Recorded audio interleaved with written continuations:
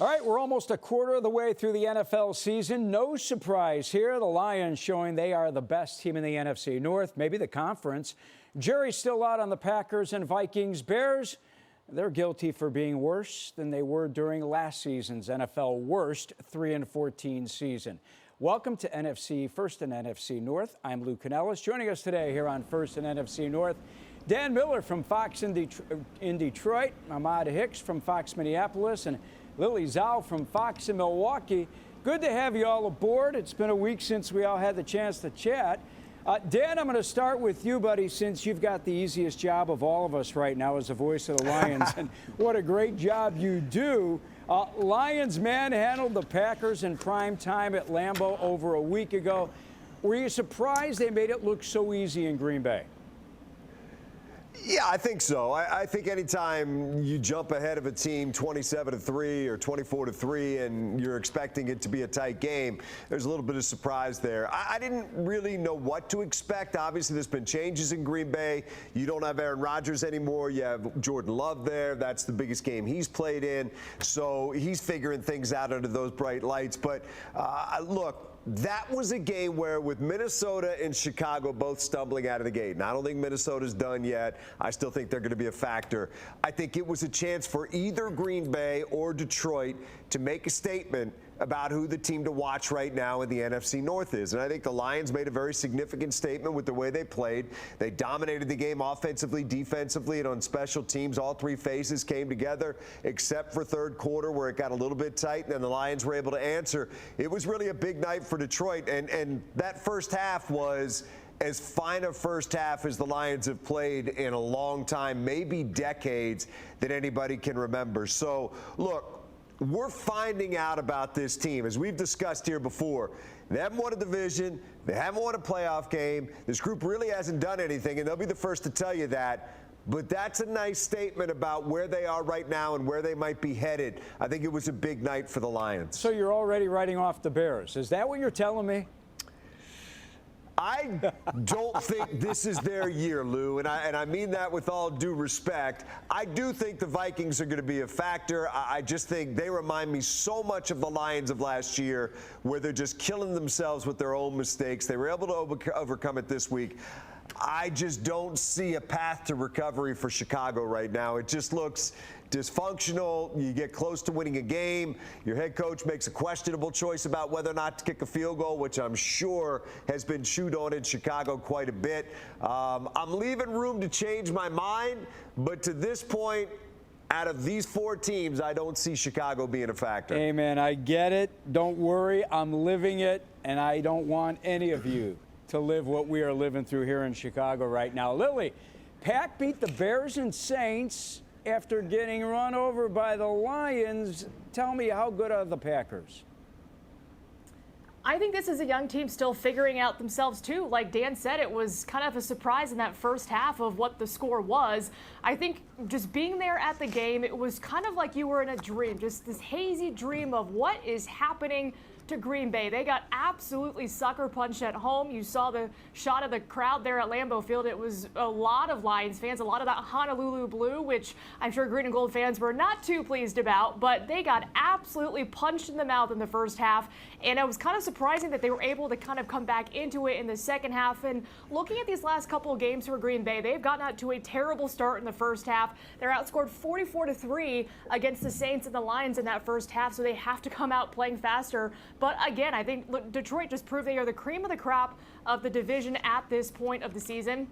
Green Bay still trying to figure things out. Again, Jordan Love, it was his first primetime game as the starting quarterback for the Green Bay Packers. So you have to believe that things are going to get a little bit better for this Packers team. Their schedule is certainly manageable, and they have been injured, but that's, can be said for every team in the NFL. So again, this is still a young team figuring things out. They have a really good chance next week against the Raiders, who are not very good, on Monday Night Football, to put together 4 quality quarters of football. But again, they wanted to see where they ranked in the division. Detroit was the clear favorite, and they made it known. I mean, they dominated the trenches, and now that allowed the Packers to say, we need to self-scout on every single phase of football. Maybe the loss was, it was not good, but maybe it allowed them to say, we need to change things, and we need to change how we do things, particularly on the defensive side of the football. So maybe that loss was a blessing in disguise, but above all, though, I think the Packers are going to be looking up at the Lions in this division. Yeah, as you said, NFL schedule makers in your corner right now with the Raiders next up on the schedule. Let me bring in Ahmad. Ahmad, Vikings finally get in the win column, but hey, 2 more turnovers. They trailed midway through the third quarter. If Bryce Young doesn't fumble for the scoop and score, Minnesota might be where the Bears still are, winless at the bottom of the NFL, right? Lou, it looked like deja vu to start that football game all over again. I mean, the offense gets all these yards. They drive down the field, have a golden opportunity to score in the red zone, and then Kirk Cousins throws a flat route late to KJ Osborne. It's picked off. They're going the other way, and you're in Minnesota. You're like, oh, here we go again. Like, this is the theme for our ball club this year. But what you saw was Marcus Davenport and him being back and him being able to affect the passing game for the opposing teams. The Vikings blitzed over 80% of the time versus Justin Herbert, but they rarely got home. In all of their games this season, they're blitzing 50% of the time, but they had little to no success getting back home to the quarterback. Marcus Davenport comes in over from New Orleans last year. Instant plug-and-play guy. He gets a tackle for a loss on his very first snap in the game. He registers a guaranteed sack. He also had another half sack that they didn't count. So he said to us earlier last week, he said, once I get in, I hope it's like this chemical explosion and then everything just, goes nuclear. And it somewhat did that. So I think moving into a week now where you have Patrick Mahomes, a quarterback who can decipher the blitzes, a lot faster, can get the ball out, find his hot routes. I think that's going to be a really important factor for the Vikings, getting home to the quarterback, getting that pass rush going, because this offense, I mean, we get it. Once they stop shooting themselves in the foot, they're going to be really good. They have some of the best players in the NFL, and Justin Jefferson, Kirk Cousins, and T.J. Hockenson. So, and they haven't even plugged in their new guard, Dalton Risner, that they got. He's certainly better than we believe Ezra Cleveland and Ed Ingram. So, I mean, I think the big things are coming for the Vikings, as Dan said earlier, but they just have to stop beating themselves first before we can start talking about them running up in the division. Hey, I'm going to tell you right now, Harrison Smith has tortured the Bears in this town for 11 seasons. I'll tell you what, 3 second-half sacks, 14 tackles in that football game. That might have been the best game of his career. Yeah, and he said before the season, that Brian Flores brought out a lot of him. He said he's able to be more creative, play more freely, and also if they have an idea, they can just take it to Coach Flores and say, hey, this is a play we like, this is a scheme we think will be successful on Sunday, and he says he'll have it in the very next day. So Harrison Smith is just flourishing in this system right now because he's able to do all those little things well and play around the box, which he's really, really good at. So as long as the Vikings can keep mixing it up, being creative on defense, I think they have a shot versus the Chiefs later this week, but it certainly won't be easy. All right, before we get into the Chiefs, I want to ask you one more question, Ahmad. You think the win quiets the trade talk around Kirk Cousins, even Jefferson? I've heard his name mentioned, which I think is complete ludicrousy, but even Daniel Hunter I heard last week because of the contract he's on. Do you think the trade talk subsides now? With Kirk Cousins, absolutely not. I mean, every fan and every, New York Jets fan has this idea of what their team can look like if you plug in Kirk Cousins. I was actually at the barbershop earlier today, and someone was telling me the Vikings just need to cave it in and prepare for Caleb Williams, which I told them is probably not the smartest thing to do, because even if you trade away Kirk Cousins, you're not getting a first-round draft pick for him. So you're going to get a second and a third, which means you're going to have to give up more assets to potentially land a guy like Caleb Williams. Justin Jefferson, I don't think they're talking about trade talks whatsoever. This is going to be the highest paid man in the NFL here shortly. But I think the team does understand someone needs to be able to throw him the ball. So whether that's Kirk Cousins next year or whoever else, that is something that they're being mindful of, because I don't think they want to bring in a rookie quarterback and then say, hey, you try and get Justin the ball, and then Justin has to deal with 2 years of a rookie trying to, grasp the NFL system. So it's a big talked about subject, but Justin Jefferson, Danielle Hunter, they're not in trade talks right now. And Kirk Cousins, that's just for the outside fans, who want to speculate on things. Hey, speaking of trade talk, I don't know if anyone out there needs a wide receiver, but please, at 3 o'clock, I think It's the deadline that the media is talking about in this town, because after 3 o'clock Chicago time, Bears are stuck paying Chase Claypool for a 5th game on the schedule. But right now, anyone out there need a wide receiver? Because we'll give you Chase Claypool. Give us a draft pick in 2030. We'll take anything at this point. But I don't know if you guys have been following the whole Chase Claypool saga in this town. Was told not to come to Soldier Field on Sunday, was told to stay away from Hallis Hall, the practice facility, all week, was also told he would not be making the trip to Washington. Claypool's a guy that Ryan Poles, general manager in this town, gave up what proved to be the 32nd pick in the draft. Should have been the first pick in the 2nd round. Proved to be the last pick in the 1st round. We have gotten 0 production out of Chase Claypool. He has become a nuisance, a problem child inside the locker room, so the Bears are trying to move him right now. And for those of you that didn't pay attention to what the Bears did last Sunday, well, they were up 28-7, full command against Denver, and then they blew a 21-point lead. 3rd time that's happened in franchise history. By the way, last time that happened was against a guy named Tom Brady back in 2002 when Brady came back. We finally saw the Justin Fields that everyone expected to see this year. Finally, he throws for 300 yards, first time in his career, throws for 4 touchdowns, looked comfortable in the pocket, and then had a horrible 4th quarter when you needed him most. Bears ran the football, still can't get to the quarterback, and they watched Russell Wilson, who's a 9-time Pro Bowler, come back to beat the Bears 31-28 at home. Awful times in this town. Dan, I'm going to make sure no one with the Bears broadcast team ever calls Jared Goff a poor man's Matt Ryan. Boy, did he make Ryan Fitzpatrick eat his words. You think Goff is better than Matt Ryan was when Ryan was playing? Well, they both went to a Super Bowl, so I think we got to give them both a lot of respect. Look, Jared keeps receipts. Jared hears what people say. He heard what people said when he came to Detroit, that he was a bridge quarterback, that he was just a throw-in in that deal, that he was somebody that the Lions just took to take the salary off the Rams' hands. He heard when he got here that the Lions were going to go out and get another quarterback. He heard that the Lions should draft a quarterback. He keeps all those things here, and frankly, I think he uses them a little bit like Michael Jordan used to use things for motivation in Chicago. He uses it to just push himself forward.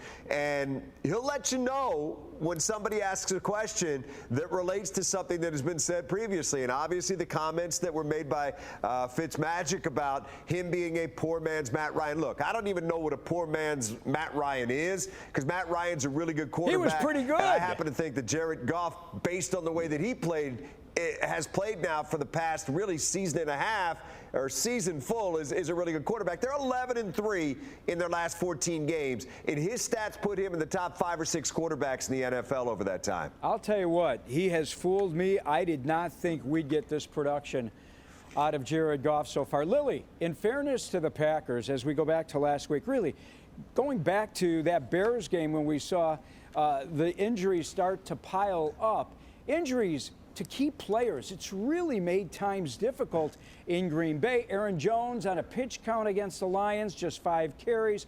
Do you think he'll be more of a factor Monday night against the Raiders? I certainly do. You hit the nail on the head here. It's when you have a young quarterback in his first year starting for Green Bay, there's a lot of high expectations coming after Brett Favre and Aaron Rodgers, and then you put him into a scenario where he does not have 4 of his top offensive players. It was David Bakhtiari, who's now on injured reserve. Elton Jenkins goes down. They don't have Christian Watson or Aaron Jones, and on the defensive side of the football, you had a couple other key playmakers not play as well. So when you throw him kind of into the fire, how does he respond? Well, he beats the Bears in week 1, and then week 2, it's kind of a struggle there, but it still does well. And then when you look at the Packers and how they were able to try to win this game against the Lions, they weren't able to do so because they were thin on the offensive line, and they got absolutely throttled in that department. Detroit just absolutely took it to them, and Jordan Love didn't have any sort of time to throw the football or to get the running game going. So now against the Raiders, Aaron Jones told us, yeah, he's on a pitch count, but he feels good. And he believes with this mini bye that they have, he'll be 100% against the Raiders. And look, the Raiders cannot run the football. Packers slightly better at not being able to run the football. So they want to get that ground game going in Las Vegas. But when you're looking at the key guys who have not been able to play, Aaron Jones, dynamic running back, Christian Watson, a dynamic wide receiver who's also on a pitch count against the Lions. Those guys should be kind of a full go in that regard. And then you have David Bakhtiari, who Matt LaFleur kind of deferred to, saying, you know, he's on IR, but I'll let you guys talk to him about his future with the team and maybe a potential timeline of what that knee injury will look like. So again, this offense has really been hit in a couple of really big spots, and that, you know, hasn't helped the team, but it's still early in the season where they can kind of recover from it. But if they can get Aaron Jones and Christian Watson back kind of on a full go on Monday night, that should be pretty good for Jordan Love. I'll tell you what, back in 2022, I was looking at some numbers. Packers were 5-1 when Aaron Rodgers handed the ball to Jones 14 or more times. He is so important to that football team. Before I move on, where are you right now through 4 games on Jordan Love? You know, I'm kind of, it's what we expected in Green Bay. I think when you're coming out of the gates 2-2 to start the season, that's pretty good. I mean, when you're looking at how this team was stacked up, I think 2-2 is encouraging for this Packers team. I mentioned the schedule. It's very favorable for them because they have a mini bye, and then they have the bye week. So they have time to get healthy. But in terms of what this team looks like a month into the season, there's a lot of potential, but there's still a lot to work on.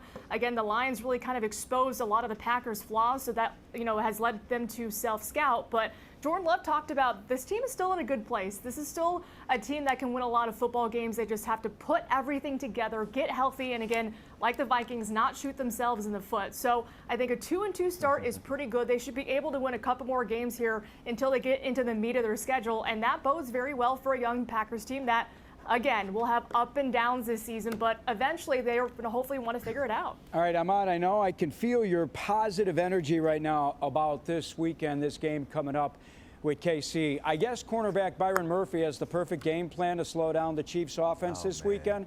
Why would he say that? Better. Why would he tweak the bear like that? I don't know. You always get told as a player, don't give the other team bulletin board material, and that's exactly what he did. And as Patrick Mahomes said in that Netflix quarterback series, don't poke the bear, and that's exactly what Byron Murphy just did. So he better pack his lunchbox and bring a hard hat come Sunday, because I'm sure they are going to be going after him. But I think Byron Murphy is the last person we need to be worried about. We need to be talking about this offense and what they're going to do to eat up the time of possession to keep Patrick Mahomes off the field. That means running the ball, not turning over the ball. Alexander Mattison in the last 2 games has just under 100 yards, and I think we all know why he's running the football better. That's because Cam Akers is here, and Cam Akers showed a lot of burst last week versus the Panthers. He had 8 carries for 40 yards, I think like an 8-yard average for him. So he's one guy that when he gets in the game, he can be very explosive. So I think the offense will continue to take strides. Kirk Cousins is just going to have to be that elite signal caller from here on out. He doesn't have any more time to make these dumb throws, these dumb interceptions that he's making early on in this season.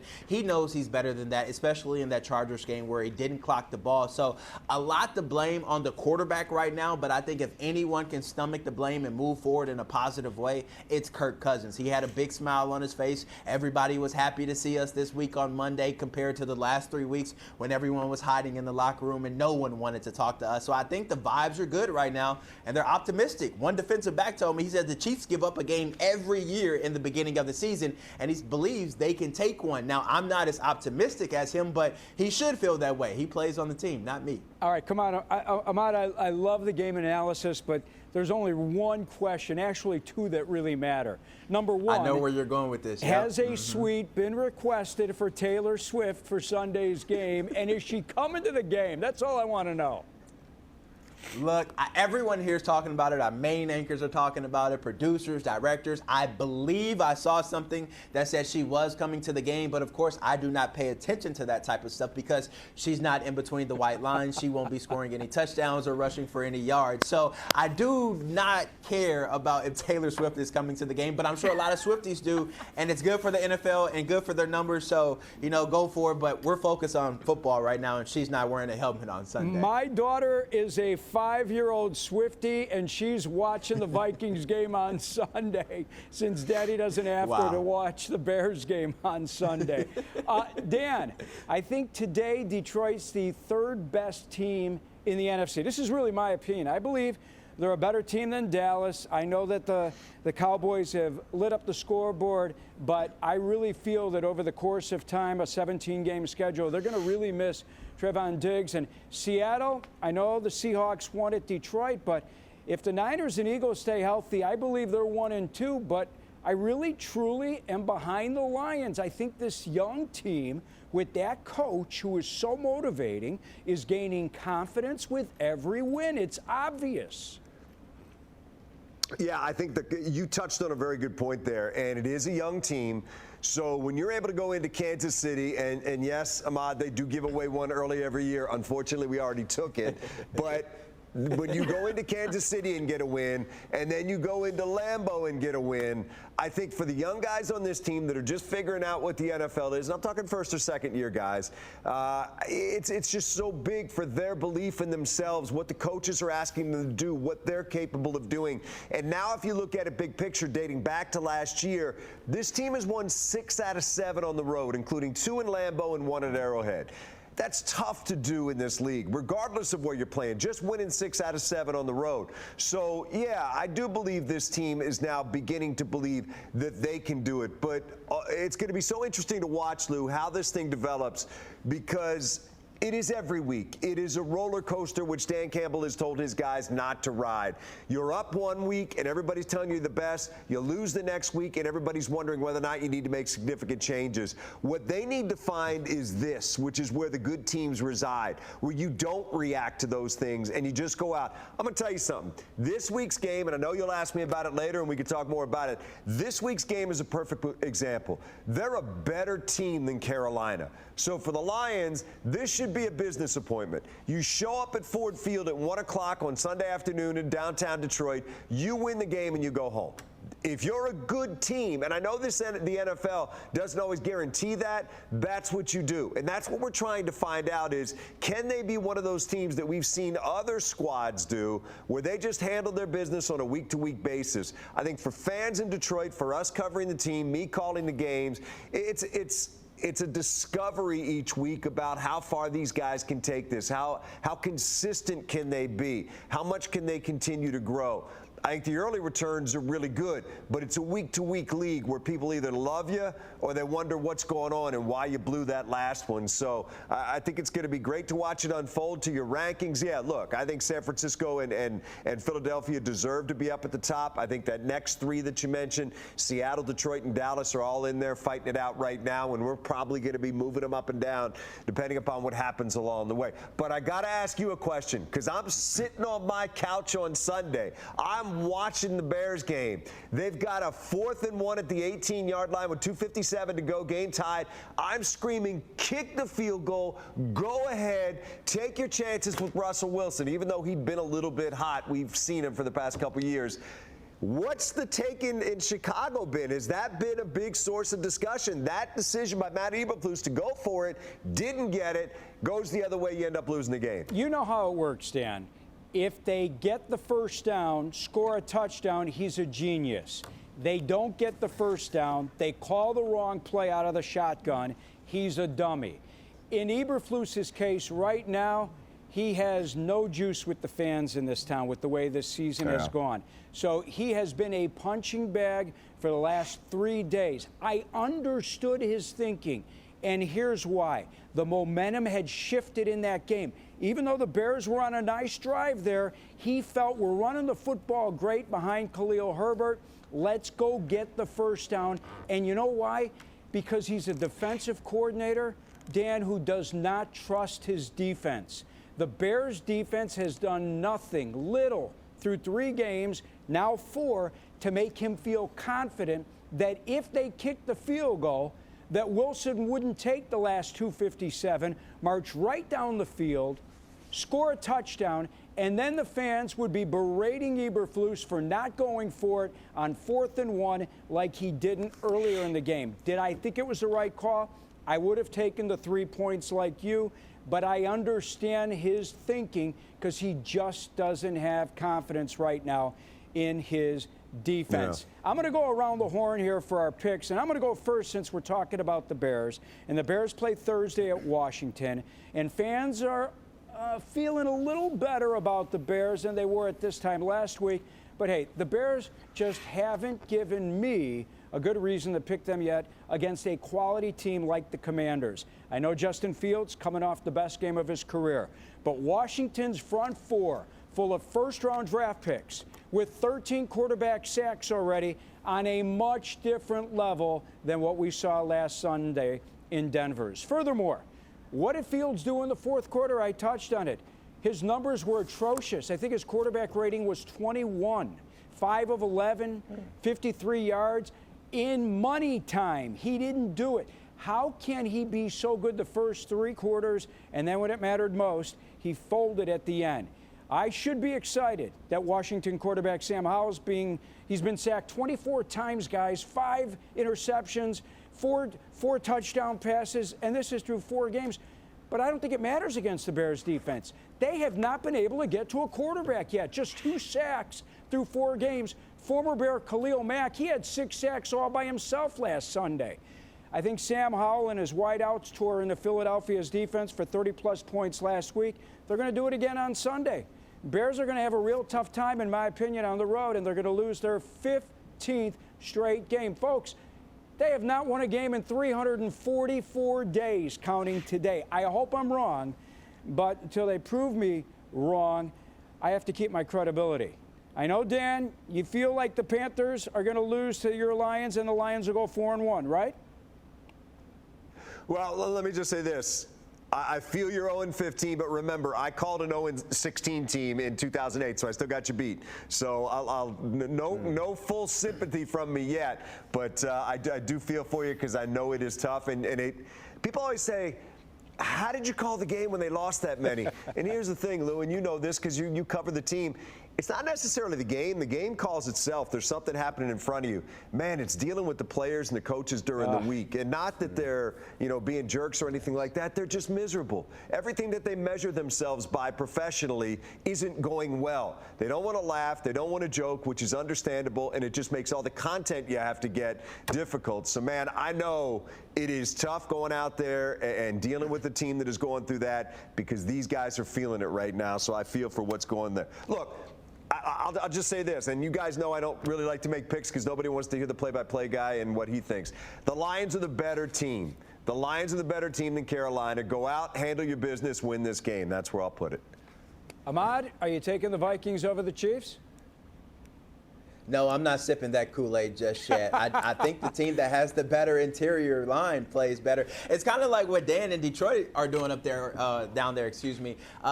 It starts with the offensive line and defensive line. And I know the general manager for the Lions with Penei Sewell, Aiden Hutchinson in consecutive years. He's showing us the blueprint of how successful NFL teams operate. And that's starting up front. Then you build the pieces around. You get a veteran quarterback like Jared Goff. So I love what you guys are doing there, but I don't love the Vikings offensive line or defensive line just yet. I mean, if Dalton Reisner plays this week, I think they can be better. I think they can protect Kirk Cousins. I like the fact that Marcus Davenport is playing outside of on the other side of Danielle Hunter, but I just don't think they stack up against the top offensive lines and defensive lines just yet. Can they by week 17 of the NFL season?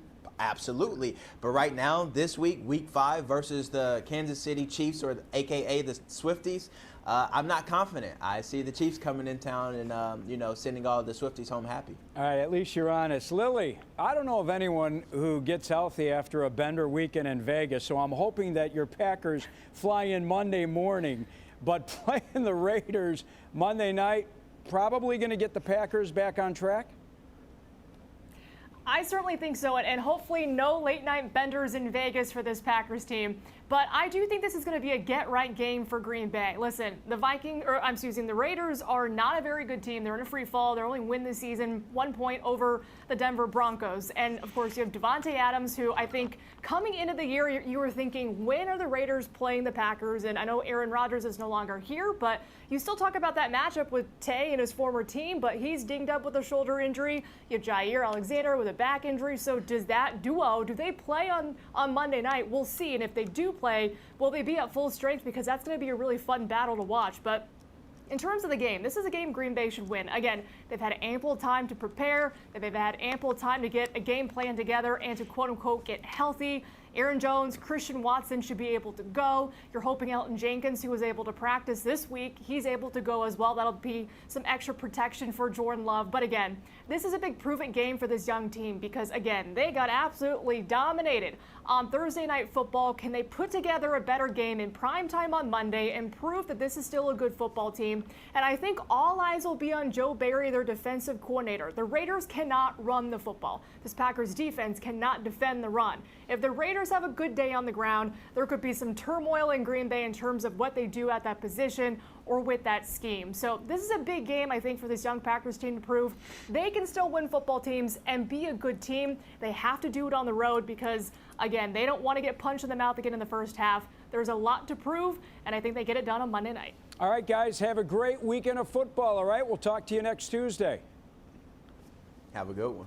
All right, you've got the Lions playing host to the Panthers, Chiefs on the road at Minnesota, and as you just heard from Millie, the Packers in Las Vegas against the Raiders. That is going to wrap up this edition of First and North. For Ahmad Hicks in Minneapolis, Lily Zod in Milwaukee, and the voice of the Lions, Dan Miller at Fox Detroit. I'm Lou Canellis at Fox 32 in Chicago. Thanks for watching. We'll see you next week.